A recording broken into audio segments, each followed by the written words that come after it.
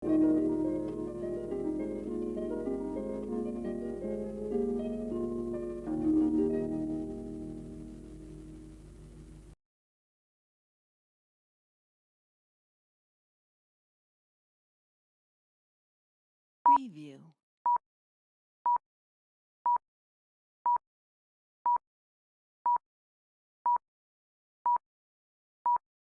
Preview.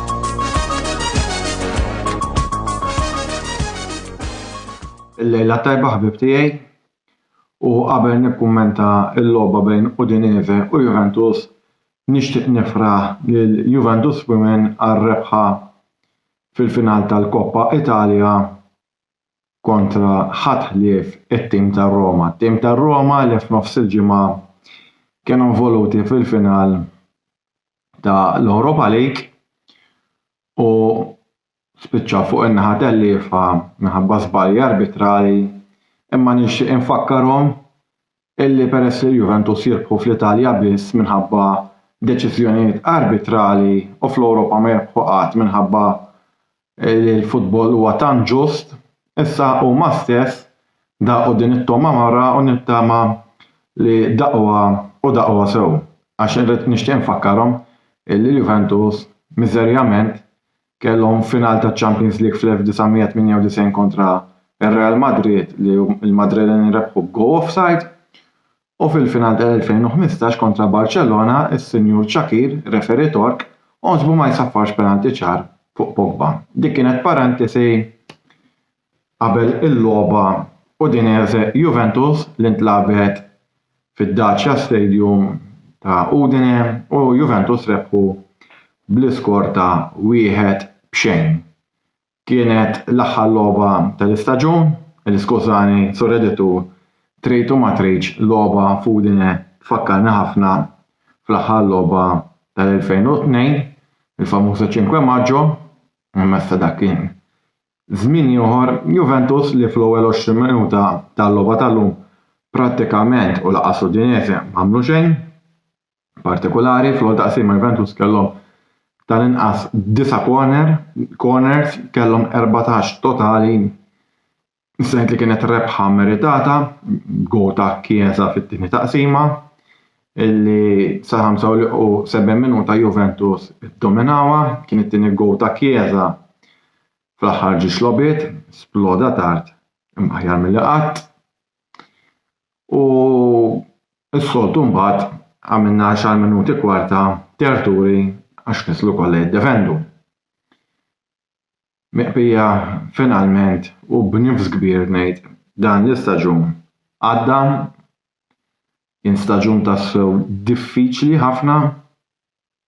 Nimmaġan kull supporter Juventin Krusalija aħħar sentejn xejn ma kienu faċli ma dan l-istaġun kien wieħed miżerabbli kif kienu dawk it-tnejn li konna ġejna fis-7 post.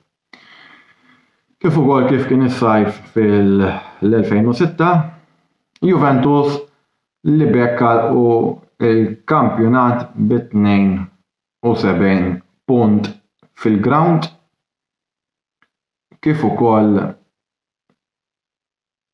kieku tfisser kwalifikazzjoni għaċ-Champions League. Biss però kif l-istorja ta' fuqha hemm 10 punti mnaqsa jiġu 62 ifisser jispiċċaw fis-7 post tal-kampjonat u għax imbirika la Roma ingħataw penalti dubjus u da mhux qed jgħiduh il-Juventus imma qed jgħiduh Spezia li ħajkunu voluti f'konfront dirett kontra Verona biex xaħat minnhom milli jitlef jiġi relegat għas-Serje B. Ma ġara xejn, ġifieri s-sentenza tal-UEFA se toħroġ dalwaqt li issa nittama li l-UEFA tissospendina. Ħalli s-sena li jkollna kull ma jkollna żewġ kompetizzjonijiet u nkunu nistgħu nikkonċentraw iktar fuqhom. Bis-saħħa ta' din l-iskwalifika il-Milan gawdew minnha u lil ħabib tiegħi ċomba li naf li ħajkun qed isegwini nawguralu jiena li t-tim tiegħu daħal fiċ-Champions League għax jiena naqbel miegħu illi min għamel il-ħażin irid iħallas għalih, imma rrid infakru ċomba għax il-memorja tiegħu naħseb xi ftit qasira inserta f'dal każ illi lura fl-2008 kienu l-istess Milan li jagħmlu l-istess affarijiet fotokopi li jagħmlu l-Juventus. Milan id-difenza hija waħda. Milan meħlu xejn u l-Juventus waħlu. Ma ġara xejn. Ġast infakru li ċomba li sallum il-Milan huwa l-uniku tim li tniżżel fis-Serja B fuq ir-ranġar tal-obiet fil-bidu ta' snin 80. U dak huwa stat dokumentat.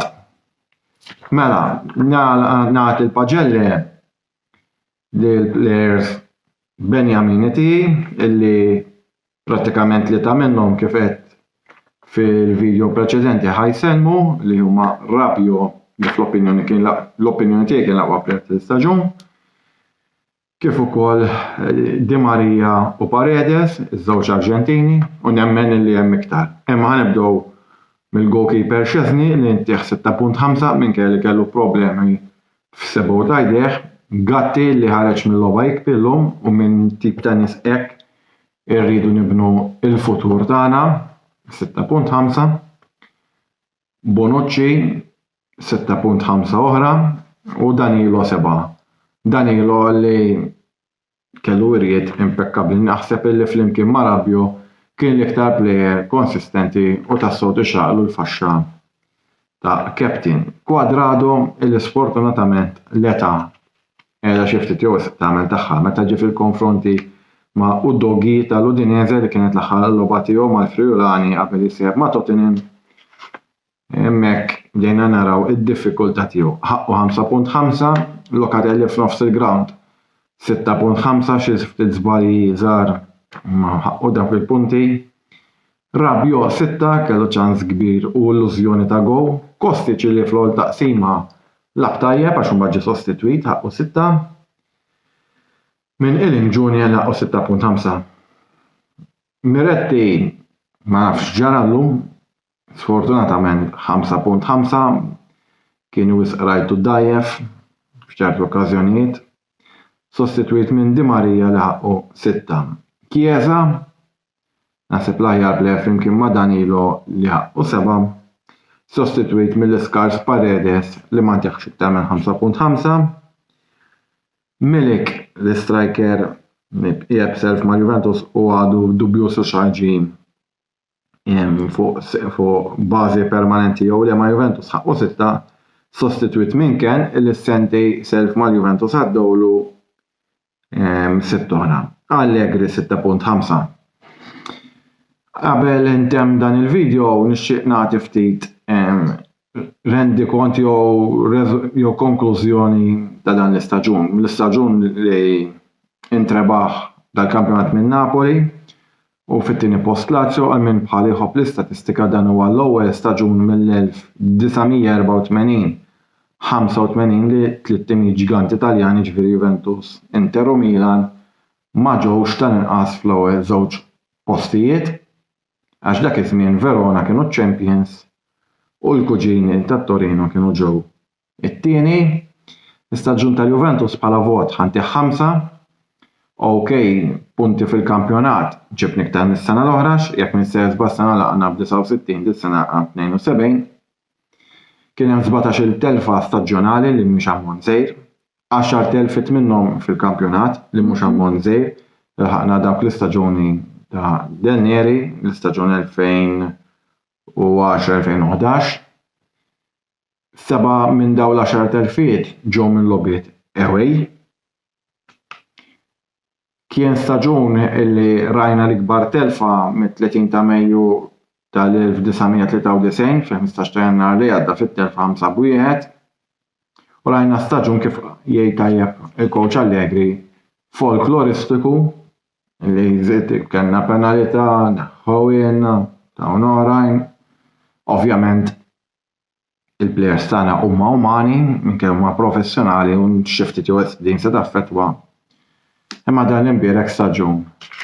Għadda wkoll ftit tan-nifs issa għax id-delużjoni ma stax ngħid li mhux qed hemmhekk imma kif dejjem ngħidu illi ma' kull waqa' mhux li taqajjod fil-ħajja li terġa' tqum u nittama għalkemm mhix qed nara xi futur mdawwal fl-immedjat imma konvint illi ma' żmien u grazzi kbira u ngħid ħaġa pożittiva dan l-istaġun dawk li żgħażagħ li ħarġu mill-tim tan-Next Gen Juventus Under 23 bħal Fagioli, forsi Miretti ġieli kritikajtu kemm il-darba, forsi naħseb Miretti xi ftit ta' żmien anke b'serv ma' timijiet oħrajn, il-Junior li huwa u nittama li jkollu l-kuntratt ma' Juventus fit-tul saw lejda li għandu fotu interessanti l-istess Gatti li Juventus ħadu mingħand Frosinone jidher li huwa difensur. Sibna s-sostitut ta' Chiellini, kien hemm żgħażagħ oħra bħal Barbieri u Baranċea, forsi ma spikkawx daqs. Biss però dawn huma kollha patrimonju Juventin. Nibżgħu għalihom din hija l-istess storja kif konna fis-Serja B, bdejna biż-żgħażagħ dak iż-żmien u jalla li fis-snin li ġejjin naqtgħu il-frott tagħhom. Li mhux ħadd isimgħuni tal-aħħar illum għal dan l-istaġun. Għax l-edżu u nixtieq pubblikament nirringrazzjah tal-opportunità li kienet l-ewwel darba f'ħajti li tani u tal-fiduċja li wera fija u fejn kien hemm bżonn li nirranġaw kemm il-darba tkellimna u dejjem nebqa' disponibbli u grat għalih. Jafdal il-programm Verdet finali li ħajkun iktar tard dan ix-xahar u mbagħad ir-reklamar tiegħu joħroġ sa dan it-tant sakemm ma jerġax jinqala xi ħaġa oħra. Nagħtikom il-lejla tajba u gawdu il-vaganzi għax iż-żmien itir għalina l-Juventini biex nfakkarkom l-10 ta' Lulju ħajkun il-jum illi mill-ġdid jibda l-istaġun 2023-24 bl-ewwel jagħmlu testijiet mediċi għadba ħafna affarijiet jiġu riżolti li mhux l-iskop tal-programm tal-lum. Sa dakinhar ħajkonna s-sospensjoni mill-UEFA, jista' jkun li jkollna sentenza tal-Qorti Ewropea wkoll, issa ħajġu ħafna affarijiet. Baqgħet pressok poco ħames ġimgħat. Jiena ma ħaniqafaw, forza Juve u finu alla fine, saħħiet ħbieb u grazzi lilkom li kellkom pjaċir tisimgħu il-videos tiegħi tul dan l-istaġun u saħħiet ħbieb.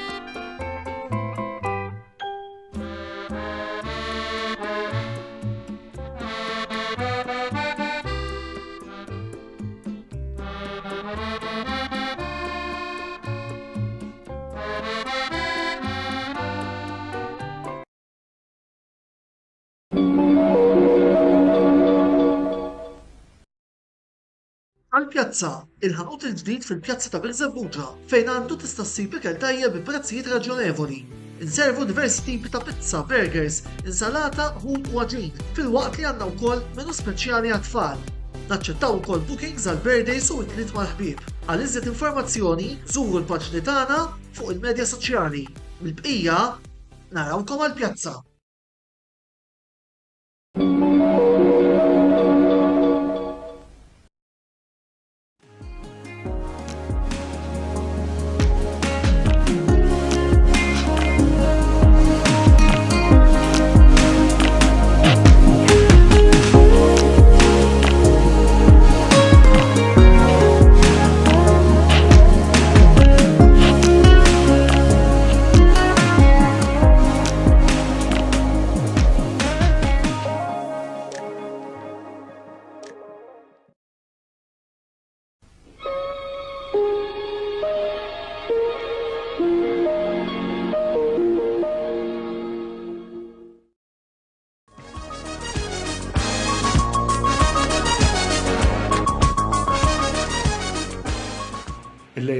ħabib tiegħi Milanisti u anke mhuwiex illum huwa video daqsxejn differenti wara l-aħħar video ta' dan l-istaġun. Ovvjament kienet l-aħħar partita tal-Milan irbaħna 3 kontra Hellas Verona. Qabel ma nitkellem fuq il-partita però xtaqt ngħid xi ħaġa dwar Zlatan Ibrahimovic li llum irtiru uffiċjalment mill-logħba tal-futbol. Issa naf li ovvjament ħajkun hawn ħafna li m'għandhomx grazzja miegħu, però l-verità hija li llum irtirat leġġenda. Hawn ħafna li jgħidulek mhux kjuża, ma mhux kwistjoni tek, hija kwistjoni li ngħidu li rtira leġġenda tal-futbol. it-tribut li tawh il-Milan kien sabiħ ħafna, li tara Zlatan jibki. Qatt ma rajtu jibki. Dak il-ħin li rajtu jibki jiena kont diġà tlibki qabel. Imma dak li rajtu jibki ammetti li semmek kammilt. Ngħid il-verità. Il-fatt li qal li hu jirtira turi l-imħabba li għandu lejn il-Milan għax dan kien jista' jmur mal-Monza faċilment. U ċert li hemm klabs oħrajn li jekk joffri li jmur magħhom daw ħajrqawh bidejhom miftuħa, però Zlatan kien dejjem ċar li huwa Milanistu u plejer tal-Milan u jekk ħajjagħmel xi ħaġa jikkellem l-ewwel il-Milan mid-dera dan deċida li jirtira u nispera li ħajjibqa' fid-diriġenza tal-Milan, almenu dak huwa mhux ħsieb l-iktar ix-xewqa tiegħi li jibqa' mal-Milan. Però sa dik hija xi ħaġa li rridu narawha. Rigward Milan Verona, qabel għax naf l-editur dejjem isemmieli di iva wasal il-kuntratt il-ġdid ta' Rafael Leao. Ħafna nies pallaw. Ma jiffirmax Leao magħkom jitlaq. L-Ingilterra jmur fil-Premier. Anke Milanisti stess u ma niffirmawx il-Leao aħna naħħuhom il-plejers it-tajbin. ċattir ħaġa issa.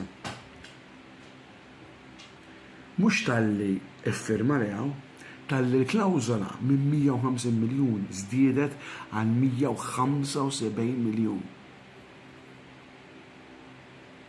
Ma jiswix hekk bil-flus qed jitilqu issa.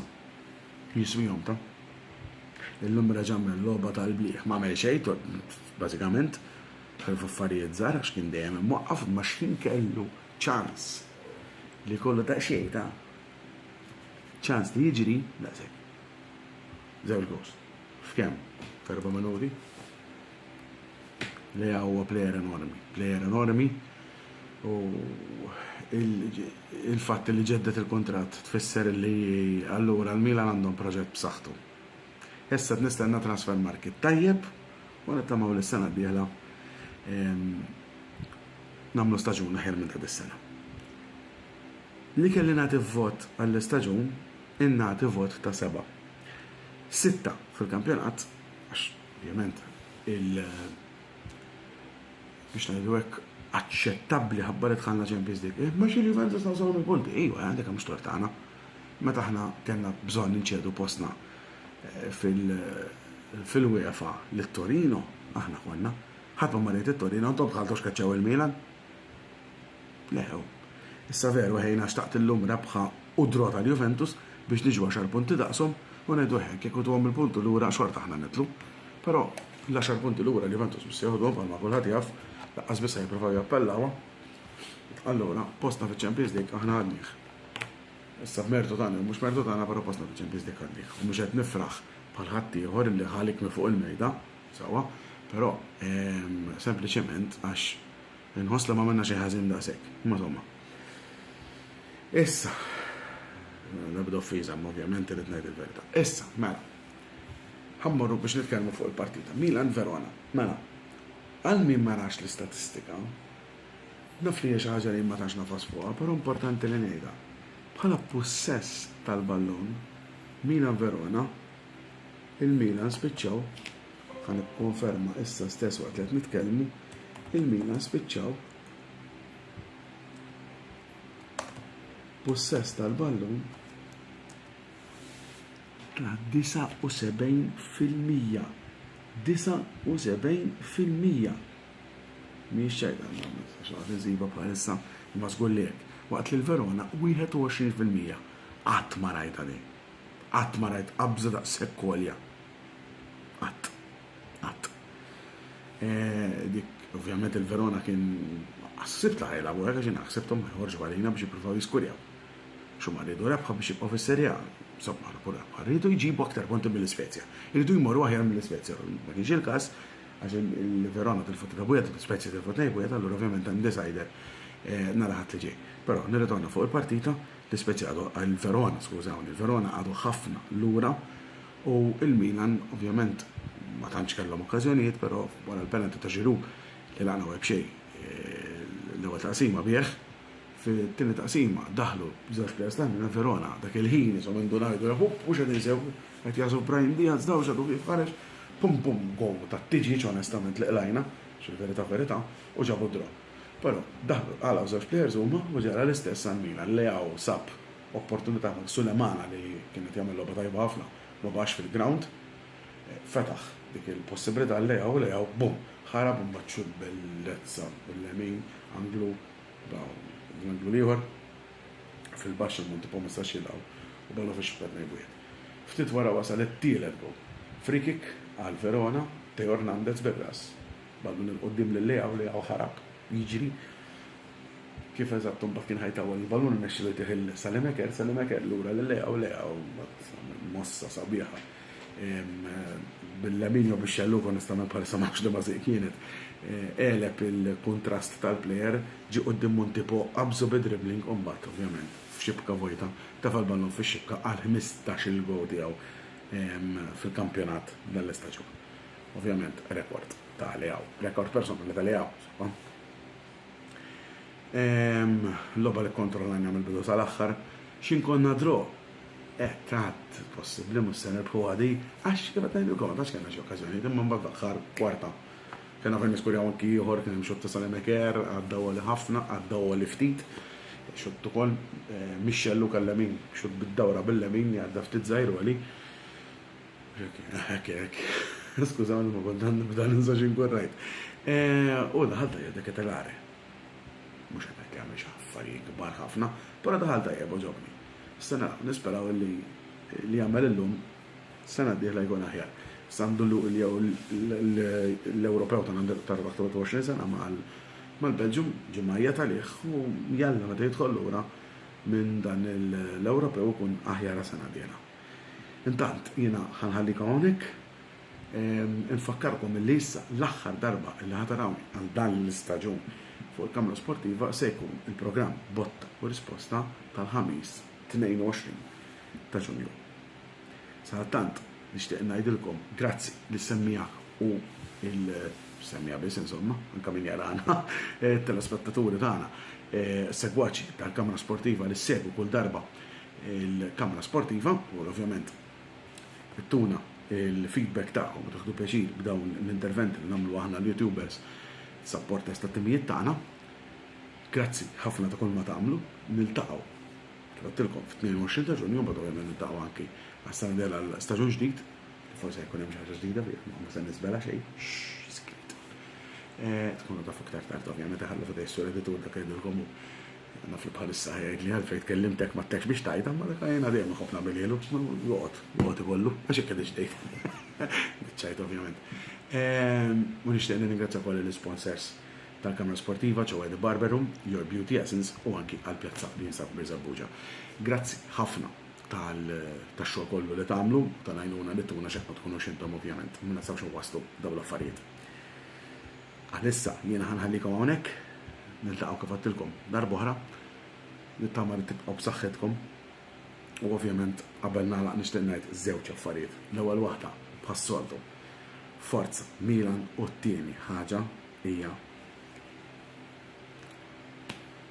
grazzi Zlatan, grazzi ta' kollox. Jalla naraw kid-diriġent mat-tim li tħobb int, ċoħe dak tal-Milan. Ciao laħwa, narakom. Grazzi hemmhekk il-Clayton żammit iċ-ċomba ta' dak l-aħħar intervent tiegħu fuq il-logħba Milan Verona u permezz ta' dak l-intervent wasalna fit-tmiem tal-ewwel staġun tas-sensiela Mix Zone għaldaqstant ħassejt illi kelli nidħol jiena wkoll biex bħala l-editur tal-Kamra Sportiva nagħlaq dan l-ewwel staġun ta' Mixon u nixtieq nagħlqu billi nagħmel xi ftit ringrazzjamenti. L-ewwel ringrazzjament imur lill-sponsors tagħna. Grazzi lil The Barber Room ta' Raħal Ġdid, grazzi lil Għall-Pjazza illi jinsab ġewwa Birżebbuġa u grazzi wkoll lil Your Beauty Essence illi tistgħu issibhom fuq Facebook fejn għandhom grupp apposta. Grazzi lil dawn l-sponsors il għaliex bis-saħħa tagħhom dan il-programm seta' joħroġ darbtejn tlieta fil-ġimgħa bil-livell għoli illi ħareġ. U grazzi wkoll talli emmentu fina f'dan l-ewwel staġun ta' Mixon. Tieni grazzi tmur lill-YouTubers kollha tagħna. Għaldaqstant, grazzi lil Popeye Chris, il-YouTuber tal-Liverpool, grazzi lil Jude Kawki, il-YouTuber ta' Manchester United, grazzi wkoll tmur lil Andrew Zarp li okkażjonalment ħaposti meta kien hemm bżonn noħorġu fi videos tal-Formula Wieħed. Grazzi wkoll iż-żewġ YouTubers illi rajtu llum illi naħseb kienu l-iktar żewġ YouTubers infittxija matul dan l-istaġun. Mark Xkembri, il-YouTuber Juventi, Clayton Zammit iċ-ċomba, il-YouTuber Milanist. Grazzi tas-sapport li jurejtu u tal-li kooperajtu miegħi meta kien hemm bżonn, naf forsi ġieli kont niffittakom fiċ-ċubatu l-videos fiċ-ċubatu l-videos imma jekk ma kontx nagħmel hekk, Mixon ma kienx jitlaq bil-mod kif tela u ma konniex inżommu wkoll il-livell għoli illi żammejna matul l-istaġun. Dawn l-erba' YouTubers m'intomx ħatarawhom l-aħħar darba il għaliex nhar il-ħamis 22 ta' Ġunju ser ikunu qegħdin jagħmlu programm immexxi minn Mark Xkembri, il-programm Verdet Finali fejn hemmhekk ikunu qegħdin jagħmlu season roundup ta' dak l-istaġun u għal darba jiena noqgħod naqra gallerija se nkun hemm bħala direzzjoni imma nagħti naqra l-ispazju dovut lil dawn l-erba' YouTubers biex f'xandira diretta wkoll ikunu jistgħu itellaw dan il-programm. L-aħħar grazzi li naħseb hija dovuta tmur lilkom is-segwaċi ta' din il-paġna illi bis-saħħa tagħkom jekk Mixon kien suċċess. Kont niltaqa' ma' ħafna nies matul l-istaġun illi jgħiduli meta jmissu Mark, meta jmissu ċ-ċomba, meta ħereġ il-live, film, u dak huwa sinjal li Mixon kien programm segwit. Apprezzaw ukoll il-fatt li mhux dejjem stajna noħorġu live għaliex ovvjament kulħadd ikollu l-impenji tiegħu, imma meta nara illi il-programm kien qed ikun segwit naħseb illi s-sodisfazzjon hemm qiegħed u anke wkoll impatti fuq nota personali issa tal-ħafna sigħat ta' ħsibijiet, il-jieli ta' pjanar, nofstanari ta' preparamenti għal programmi ta' matul il-ġimgħa illi kellna. Fil-fatt ukoll jiena nemmen illi Mixon kien ir-raġuni għalfejn l-objettiv li kellna fil-bidu ta' dal-istaġun li nilħqu il-5000 segwaċi u tal-li l-ħaqnieh imma tal-li inqabes. Fejn fil-bidu tal-istaġun konna madwar 3000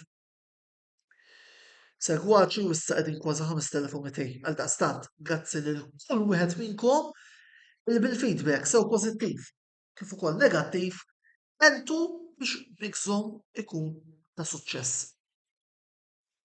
Għall-inqas dal-ewwel staġun. Il-preparamenti għat-tieni staġun bdew ta' Mixon, nista' ngħidilkom minn issa. Mark u ċomba huma konfermati, l-Ingliżi għad qed nistenna minn għandhom, nispera li jaċċettaw illi jkomplu magħna, biss dan mhux se jkun biżżejjed.